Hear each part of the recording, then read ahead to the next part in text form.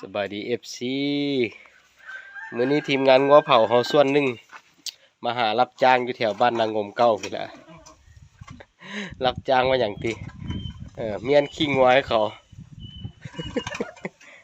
เขาให้กองละ100,000ว่าซั่น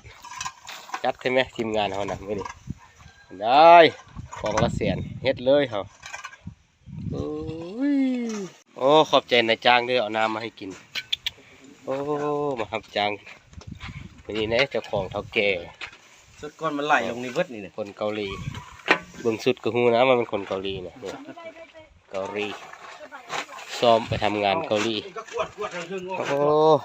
เอาน้ำเย็นๆมาสู้กินดีกว่านี่ฮะเมียจะเอาไปให้มาจุดกันบ่จุดก็ได้สิเป็นหยังจุดไม่เอาหมดนะเพิ่นเอาให้เอาหมดนะโอ้ครับใส่น้ำก่อนเย็นนอกจากนี้เพิ่นยังจะเอาบักพร้าวให้เมื่อกินอีกเลยนี่ต้นนั้นโอ้อยากได้แสงอย่างเลือกเอาโลดว่าซั่นนายจ้างเพิ่นใจดีหลายมื้อนี้อาหารสวยเฮามื้อนี้เจ้าภาพเพิ่นใจดีจะลาบกระต่ายสู่กินพอดีมาแต่ภูได้กระต่ายป่ามาตัวนึงใหญ่เติบได้เนาะผู้หรือแม่นี่แม่โอ้เพิ่นดูกระต่ายมาแต่ภูเลยภูเขาป่วยใหม่ๆสดๆกระต่ายป่าหลังจากลกคนแล้วเซฟเฮาจัดเป็นพิเศษได้เผาให้หนังมันกรอบๆเหลืองๆหนังสวรรค์ว่ะกินคล้ายคือแบนี่บ่โอ้เสียดายตัวแม่เนาะคันตัวผู้ปิงห่ำแล้วนี่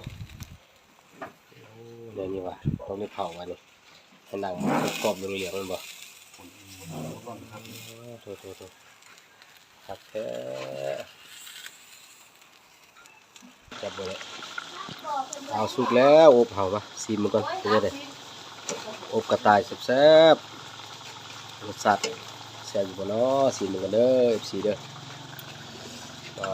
ทีเดียวต้องใส่มือเลยใส่มือบ่เฮ็ดใส่กระต้ารถให้เนาะแซ่บว่ะ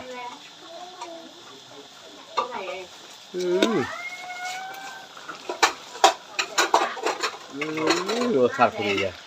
แซ่บนัวเลือดแปลงกระต่ายเคยกินบ่เลือดแปลงกระต่ายแบ่งกระต่ายไหมพ่อมุกเอาลองดูคนจะกินข้าวก่อนให้บ่เป็นนั่นเลือดแปลงกระต่ายบ่เผ็ดนี่โทสุดยอดเลยหลายขนาดลองชิมได้สิเด้ออันนี้ลาบกระต่ายลาบซุกอันนี้โอ้ยชัดสุดยอดเมนูนี้ก็ลาบดิบกระต่ายใส่กระปุ้นหรอบ่ได้ใส่กระปุ้นโอ้ขัดแถมมื้อนี้โอ้ยพ่อเจ็ดเองเซฟเอียนพ่อจีอีหยังนี่ตำบักหุ่งอีกว้าบุดแต่แนวกินมื้อตำบักหุ่งจากเซฟเอียนแซ่บกินหายเจ้าของมืออันคันก้อยเองสุดยอดคันก้อยกินมื้อคันก้อยคันละมั่นใจเลยโอ้ยบ่ว่ามือก็บ่ล้างคันละบิ๊กตัวเดียวท่าอย่างท่าอย่างก้อยบ่เกิดให้แซ่บบ่ถ้าปรุงไหม้เด้อเราเอาน้ำใส่ห่ออะไรได้ก็ได้ก็ได้มันจืดใส่บวงก็สิเปียวเอิ้กให้ลืมเซฟเอียนเฮ็ดแซ่บอยู่นะ100%น่ะกันย่างเค็มระวังคกล้นเด้อแซ่บกินมะนาวต้วนเขาดังโอ้ยสุดยอดนี่นะมือซ้ายอีกโอ้ยไปเบิ่งขั้นตอนเฮ็ดเลือดแปลงนู้นเป็นจังได๋เลือดแปลงเป็นหัวใส่หลายแซ่บหลายโอ้เสียบโกงจองก็ได้ก็มีแต่จองอบจบก็ได้นะเป็นอย่างไรตั้งรถมาเยอะจานนะน้ำใส่ก่อนว่ะ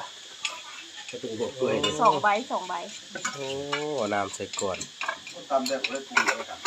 แซ่บเลยบ่หอมทุกๆแล้วนะเอาน้ำใส่จากบวง2 บวง3 บวงแดง2 1ว่ะ4 บวงเลือดแบะใส่เหมือนเลือดแบะเลือดกระต่าย ข้าเบสิไปเจอข้ากระต่ายก็ว่าเค็มนี่แหละเนาะรับอีกกันเลยเนาะ ยามันบ่เป็นหยังเค็มเลยค่อยประหยัดถึงบ่ มันแหลกคือว่าจาง มันนั่น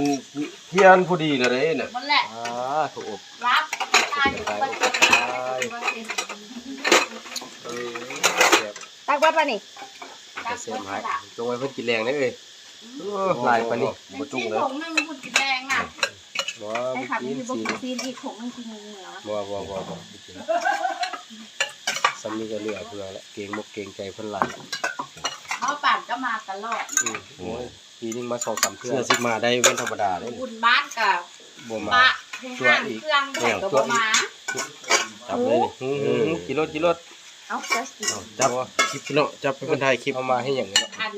ไอ้น้องพออีมุกก็ว่าสิมาคล้ายอีกล่ะสุดท้ายบ่มีไผ แล้วสาดเนาะ มีแต่แก้กอันขึ้นแทนหน้าต่างจะว่าเต็ม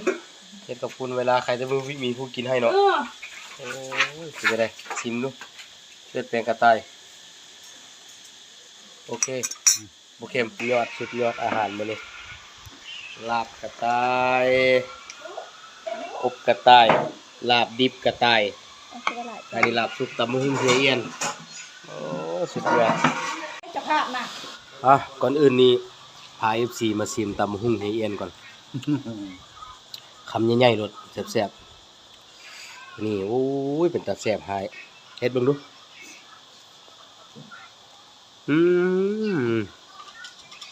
รสชาติหอมกลิ่นมะนาวส้มหวานนัวเอาลองคำที่สองซีมา FC เขาเบิ่งนี่เฮ็ดซุปมาเป็นอันนี้เด้อรสชาติซีมกัน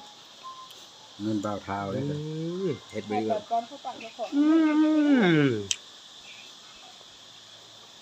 เป็นไงเฮียแซ่บบ่ แซ่บกินหาย ยกโป้ทำก้อยดีคาราบาวอันนั้นน่ะ มันโคตรแห้งตัวฮะ